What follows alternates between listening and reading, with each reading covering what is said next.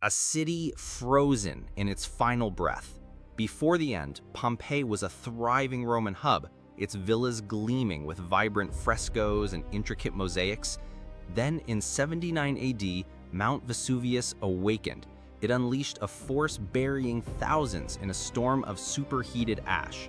This catastrophe created a perfect time capsule. For 2,000 years, the ash preserved everything: the art, the buildings, and the haunting, instantaneous way they died.